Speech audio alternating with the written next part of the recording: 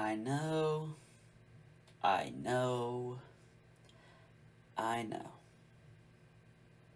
God damn it. It is what it is, chat. We do what we can, and we hope for the best. But it is what it is. So while I've spent the last 2 weeks sulking, it don't even matter. Better things are upon us. Now let's just roll this intro and pretend last week never happened.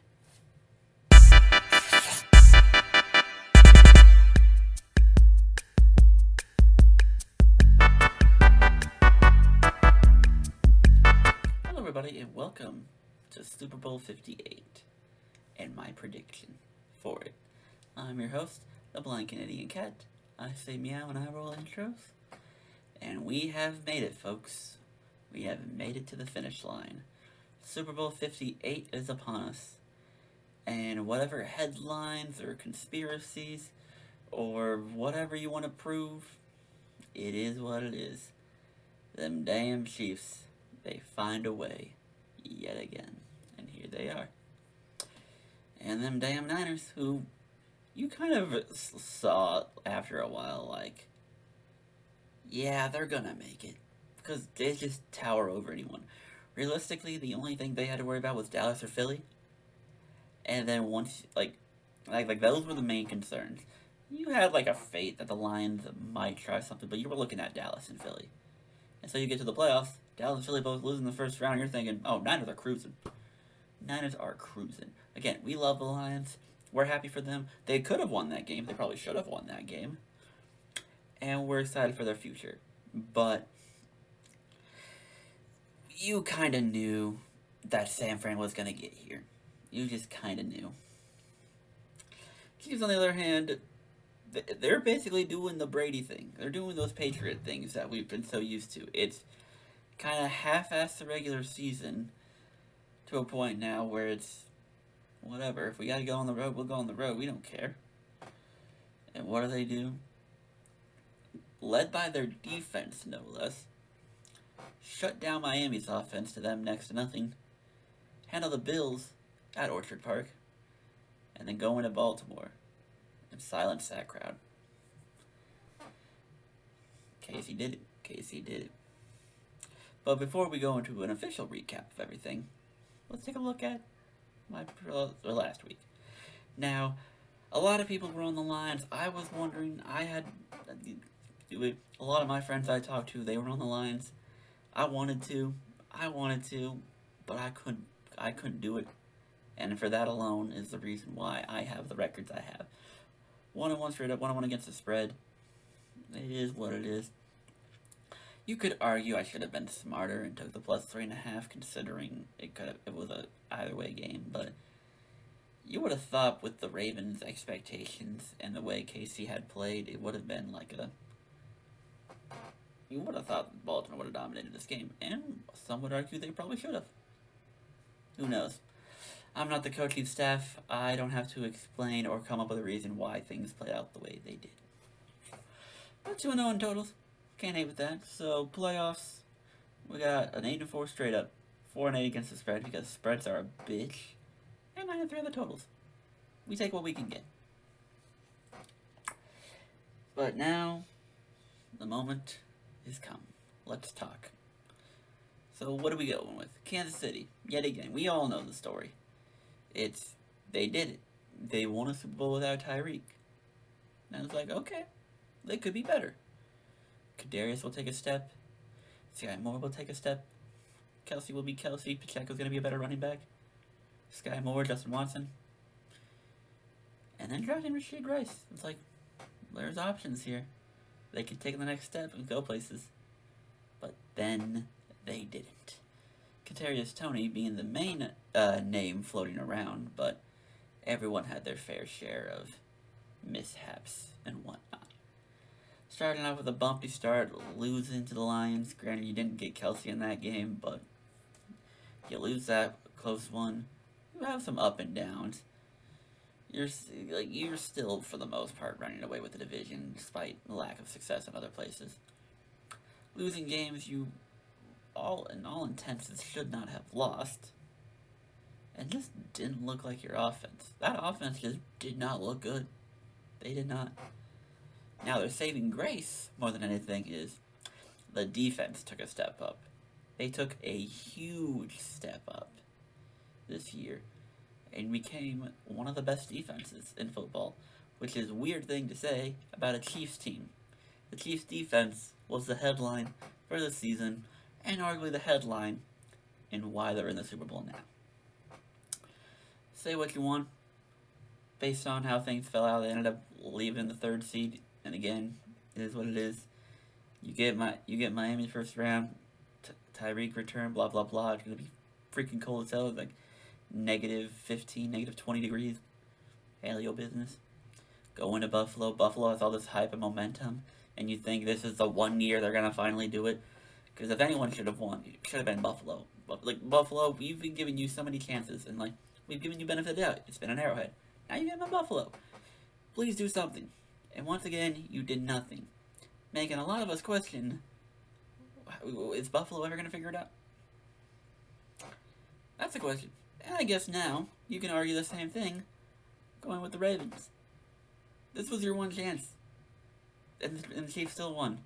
So now we're looking around the AFC like, is anyone really gonna beat these guys? Can anyone do it? Can anyone do it? Because every time they play, it just falls apart. And that's just kind of the story of the AFC. The Chiefs have no business getting here, but because their defense played well, because they got good coaching, they found a way. They found a way. And then you look at San Fran, coming off that NFC Championship game loss last year. You're wondering if Brock stays healthy, do they beat Philly? Probably not. You beating Philly in Philly is just a hard thing to do in general when they're like at the top of their game. So probably not. But there was even some doubts if Brock was gonna play this year, but he was able to get ready for Week 1. They blow out damn near everybody. Get a skid where they lose games because, Williams is out, Samuel's out, blah, blah, blah.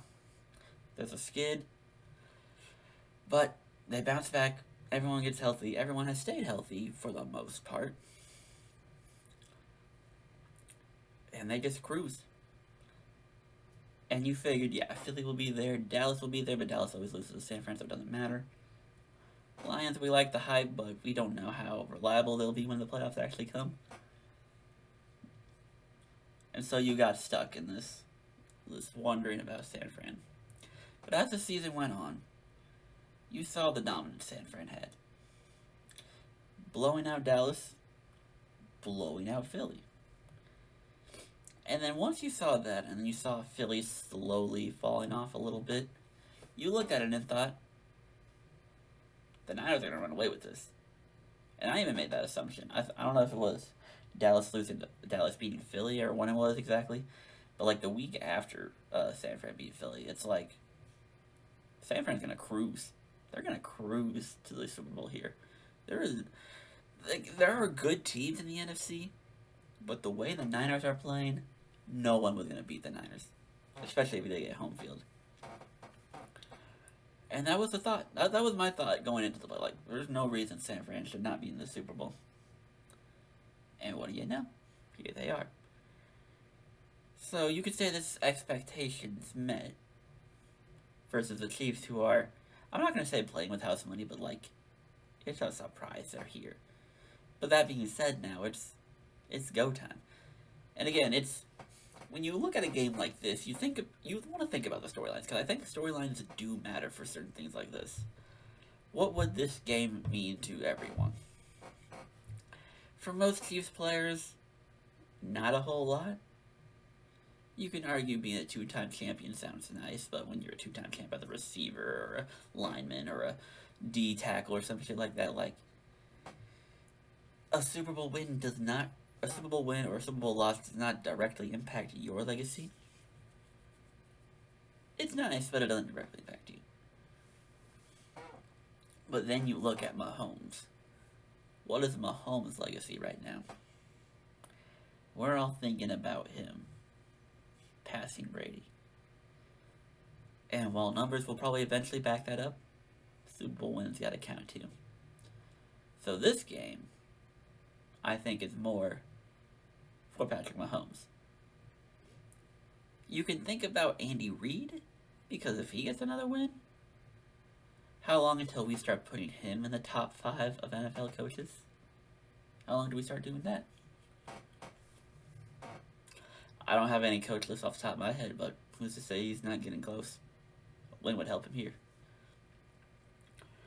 And for the Niners, what do you got? You got a bunch of players who haven't won, so like everyone would like a ring. You could see a Mr. Irrelevant winning a Super Bowl, which is always nice. Or being a key point of the Super Bowl, I should say. But I think this Super Bowl, I think if you want to talk about a shift in legacy or career-defining moments, to me it's on the Niners coach, Kyle Shanahan. And yes, people are going to get annoyed that I bring this up, but you go back to Atlanta. He was the OC for Matt Ryan's MVP. If you think about that, he was there for that collapse. He was a part of that. And then when the Niners were here a couple of years ago against the Chiefs, he was there. He had a lead. There was a chance they could have won that game with the lesser team. And did not do it. So if Kyle Shanahan does not win this game, that's another opportunity that he missed. And what we'll be saying about him? Good coach. Good coach. But can't get it done. And you can't even blame the quarterbacks. He's had 3 different quarterbacks on these Super Bowl runs. So I think that's a bigger headline here. Now, as far as game stuff goes, you already know. I feel like this is definitely going to be a headbutting defensive battle. Not in its entirety. There's definitely going to be points scored. But in my mind, I think the defenses take over. I mean, if you're looking, KC's got one of the best pass defenses. San Fran's got one of the best overall defenses. Christian McCaffrey might have a field day, but will he get the chance to? Is the question there. And then for the KC, can receivers catch passes? This is a ferocious Niners defense. Can you catch passes? Everything is on the table. Everything is wide open. You could really go either way with this. But you know, it's one thing to get my opinions here. But I think it's worth noting the opinions of other experts. My good friends. Hello, everybody. It's Justin here from the Bridgewater's Finest YouTube channel. I'm also Blockbuster_guy on Twitter, but I'm here on the Blind Canadian Cats YouTube channel to give you my prediction for Super Bowl 58. And as I just put on my live stream for the Super Bowl, which I just finished a little earlier, I believe the Kansas City Chiefs will run it back and win Super Bowl 58 for their 2nd straight title. Couple little extras for you. Final score of the game, I believe, will be 31-24, which means I like the plus 2.5 for Kansas City, and I also like the over on the point total. My Super Bowl MVP is Chiefs running back Isaiah Pacheco, and I like Kadarius Toney, because it's a great story, to score a touchdown in the Super Bowl. That's it for me, Justin, Bridgewater's Finest on YouTube, Blockbuster_guy on Twitter. Best of luck and enjoy the game. Hey. Who you picking for the Super Bowl? I don't know why I'm asking. You already know who you're going to pick. Oh, and also, fuck you. Unfortunately, we tried to get Subleaf figure on this, but Subleaf also had a busy schedule, so it ended up not working. This ended up being one of my more busier weeks or so overall, with a lot of things going on. So I didn't get much chance to plan this out, so poor Subleaf unfortunately is not going to be able to make it. But I'm always glad to see Justin. I'm always glad to bully my roommate. And just for additional moments, here is the scores for everyone that are from my good old friends. Ladies and gentlemen, Super Bowl 58. what do I see going? I see defenses rising. Offenses taking what they can get, but defenses doing their job. Points will be scored, but I really love what both defenses are going to do in this game. That being said, with a total at 47.5, while it could get close, I like the under. I think the under feels really good in this game. Because I really like both defenses. I think both shine. So, picture it now, folks. Picture it now. Score is 21-20. The team has the ball, with a chance for a go-ahead field goal. And they connect. With less than a minute to go, the opposing team tries to get the ball. They march a couple plays downfield, but then the defense ultimately gets the stop. So by a final score of 23-21, I have the Kansas City Chiefs winning this game and winning Super Bowl 58. Creating a back-to-back 3 of 4, cementing the dynasty being an actual dynasty in the NFL, cementing Andy Reid as one of the better coaches of all time, and giving Patrick Mahomes a very, very closer chance to catching Brady. For the sake of a Super Bowl MVP, again, I'm a big fan of the defense. I think the defense does really well in this game. And what better way to have a defense, mostly a pass defense, but a defense led by the leader, the guy in the middle. I'm going with Nick Bolton as my Super Bowl MVP. He made a play last year that will go down in history. I think he cements his legacy and cements the defense being the catalyst of this football team this year. I'm taking Nick Bolton to be your Super Bowl MVP. So again, once again, Chiefs 23, 49ers 21. KC plus the points, under the 47.5. And that is going to be all for me. And that is it for the 2023 NFL season and my picks. A successful season, I would say, overall. Another year where I still don't get what I want, but you know, that's just the way things go. That's all for me. Thank you all for tuning in. Make sure to follow me on Twitter. I'll be posting probably a shit ton during the game on Twitter, Canadian Cat CP. Follow me on Instagram. Every once in a while I'll post something, probably not. And then hop into my lovely Discord, where you can chat with all of us. Join the NFL YouTube prognosticators page. It's going to be a little quiet now after the Super Bowl, but hey, we're always here to talk football if you want. And while we're advertising other things, hop into Coconut Mall. You're always welcome, Coconut Mall. Even if we're a bunch of shit-posting kids, I'm the old one there at 24. I'm the old one. But we have... That's going to be all for me. Thank you all for tuning in. I will see you next year for Season 9 of my football predictions. Choose peace. Accept the biggest love and the most love you can get. And have Big Truzz. We'll get him next year. I promise you. My name is Catherine. Have a good day, everyone.